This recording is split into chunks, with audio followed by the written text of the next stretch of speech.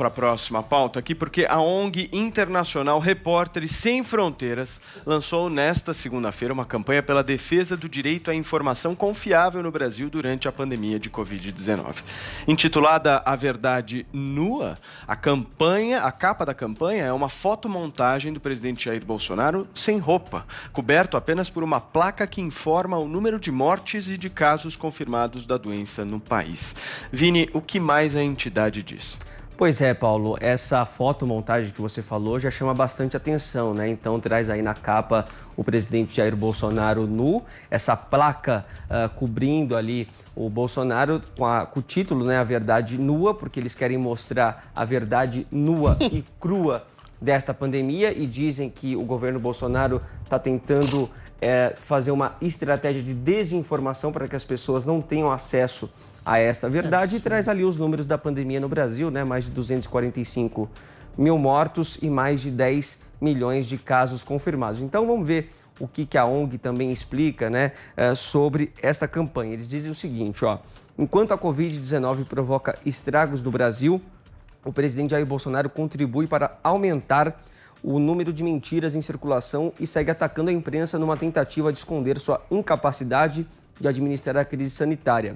A nova campanha da RSF no Brasil defende que se mostre a verdade nua, a crua realidade dos fatos, para além de alegações fantasiosas ou manipuladoras. E eles também, Paulo, tocam bastante nesse assunto do ataque que o presidente Jair Bolsonaro faz recorrentemente à imprensa. Então eles dizem: sempre que informações contrárias aos seus interesses ou aos de sua administração se tornam públicas, ele não hesita em atacá-los com violência. No final de janeiro, por exemplo, Jair Bolsonaro mandou os jornalistas para a PQP e afirmou que a lata de leite condensado era para enfiar no rabo da imprensa.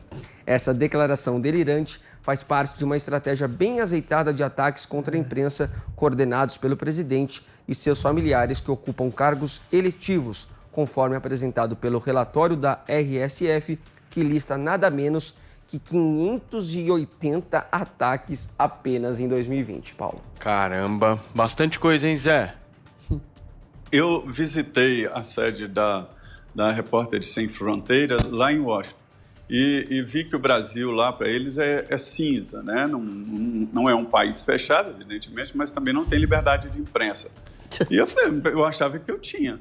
Aí me disseram, olha, há uma intervenção econômica muito forte nos veículos de comunicação e tal, mas existe, mas em alguns veículos de comunicação e não um fechamento de uma maneira geral. Em nenhum momento, eu nunca ouvi, nem de adversários, qualquer insinuação que seja de que o governo estaria escondendo o número de mortos e o número de infectados pelo novo coronavírus no Brasil. Tanto é assim que quando apareceu ali a possibilidade de não divulgação, aí os veículos de comunicação fizeram um pool, e é o que está valendo hoje, e acompanham, somando estado por estado, município por município, e todos os dias mostrando a realidade, já está nua e crua. Não há intervenção na imprensa brasileira, tanto é assim que existe a pluralidade. Aqui na Jovem Pan tem o Joel, tem o Adriles, eu falo, todo mundo fala, e não há controle. Então, eu não vejo dessa forma e já está nua e crua a reportagem por aqui e as informações. Joel, e para você essa história, como é que você enxerga? Pois é, o Repórteres Sem Fronteiras é um grupo internacional, está presente em diversos países, faz inclusive o ranqueamento de onde que é melhor ou pior a liberdade de imprensa. Estão juntos, por exemplo, defendendo os cartunistas lá do Charlie Hebdo na França. Então, sem repórteres sendo perseguidos em diversos países, no Irã, na Venezuela. A Venezuela, inclusive, aparece como, evidentemente, muito pior que o Brasil, aí no ranking de liberdade de imprensa. O Brasil mantém a liberdade formal de imprensa.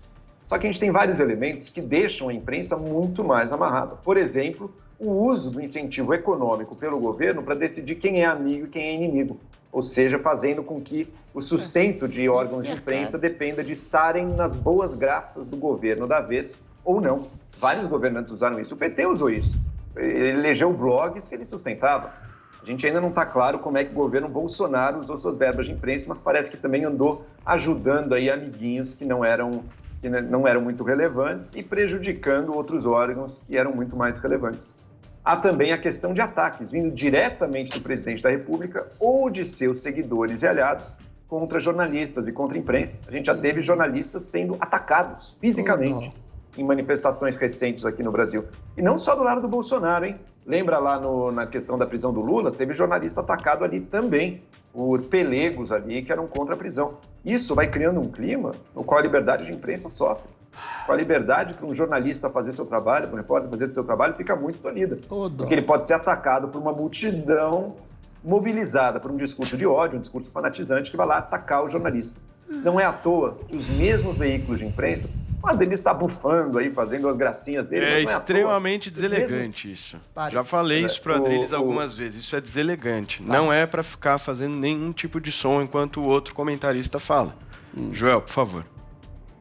Não é à toa que os mesmos órgãos de imprensa, a Globo, a Folha, sejam vistos, seja pelo PT ou seja por bolsonaristas, como grande inimigo. Agentes do neoliberalismo, ou então comunistas que estão contra o mito. Isso é um tipo de cultura no qual a liberdade de imprensa, se a gente deixar, ela vai se deteriorando, ela vai se degenerando. Temos que lutar contra isso. Temos que lutar por um país onde a imprensa consiga o máximo de independência e liberdade possível. É claro, o Brasil mantém sua liberdade de imprensa ainda, mas esses elementos tornam ela mais difícil e, como a gente sabe, o governo Bolsonaro tem sido uma peça desse movimento. Agora sim, Adriles. Não bufarei. Muito bem. Fronteiras jornalistas, repórteres sem fronteiras, né? Eles têm que explorar exatamente, sair da fronteira da ignorância. A ignorância formal daquilo que eles desconhecem, como o Zé Maria bem disse, em relação ao Brasil. Tem que perceber que quem comandou exatamente o combate à pandemia foram exatamente governadores e prefeitos, graças ou desgraças à arbitrariedade do Supremo Tribunal Federal, que ceifou os poderes do presidente, né? Mas eu não acho que eles teriam coragem de colocar os 11 ministros do Supremo Tribunal Inquisitorial peladões, né? Porque agora eles podem exatamente correr o risco de serem presos, qualquer tipo de coisa. Eles deveriam pesquisar um pouquinho em relação a números e perceber que o isolamento feito e criticado pelo presidente Bolsonaro causa desemprego, fome, miséria, morte, ceifação da capacidade de trabalho. Ou seja, deveriam pesquisar que o Brasil é hoje o 26º lugar em número de mortes proporcionais de relação ao 1 milhão de habitantes. Ou seja, deviam pesquisar que a Suécia, que não fez exatamente esse isolacionismo tão rígido quanto outros países, também está para lá de 20º lugar em número de mortes de habitantes. Ou seja, deviam pesquisar que a palavra do presidente contra o isolacionismo foi exatamente uma palavra de alento à possibilidade de liberdade e de sustento das pessoas. Em relação à imprensa, chega a ser patético.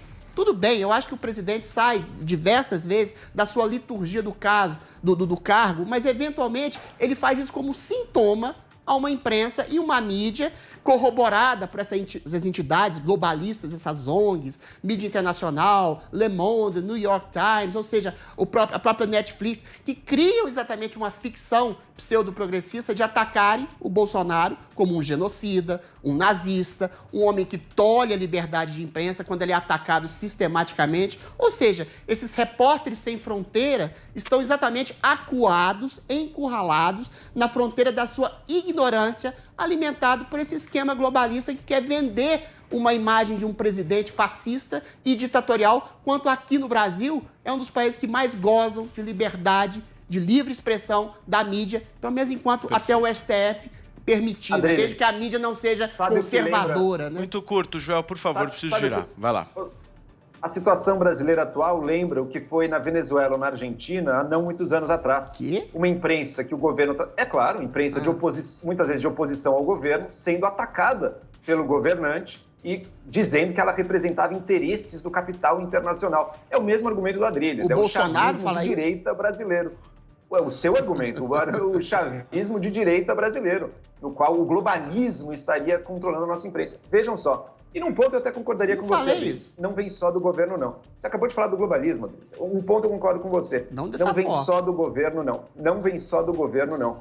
O STF, por exemplo, o Dias Toffoli, censurou uma matéria que falava dele em 2019. Isso também é um ataque à liberdade de imprensa. O Brasil é um dos países recordistas mundiais no número de matérias censuradas no Google. que ele não pode divulgar porque tem nome de um famoso, nome de um político, entram na justiça, tiram a matéria do ar. Tudo isso impacta negativamente a nossa liberdade de imprensa. Repórteres Sem Fronteiras estão certíssimos na preocupação, estão certíssimos em pegar o Bolsonaro, que tem sido condenado aí por diversos órgãos também internacionais de transparência, como alguém que não contribui para a liberdade de imprensa de forma alguma. Okay. Pelo contrário, ataca diariamente. 30 segundos, por favor. E quando tiver o poder, Joel, fará pior. Ok, vai lá, Adriles. O foco do Repórteres Sem Fronteiras é exatamente o presidente Bolsonaro tentando tolher a liberdade de imprensa, coisa que não é feita. O que o Bolsonaro faz é responder a ataque de maneira grosseira, leviana às vezes, e agressiva. Mas essa tagarelice, tanto do presidente Bolsonaro quanto da imprensa, faz parte da democracia. O que não faz parte da democracia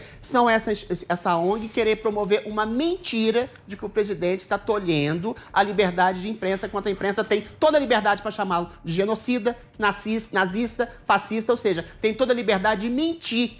Como deveria ser a liberdade do próprio Daniel Silveira, mas quando ele faz isso contra o STF, é preso. Se alguma ordem de ilegalidade ditatorial é feita no Brasil, é feita, aí eu concordo com você, pelo Supremo Tribunal Federal, que não é citado pelo Repórter de Fronteira, porque eles têm coragem só de colocar o Bolsonaro peladão. O Dias Toffoli, o Alexandre de Moraes, esses têm que ficar sempre respeitosos, porque são contra um governo pseudo-fascista, segundo um órgão globalista como o Repórter Sem Fronteiras.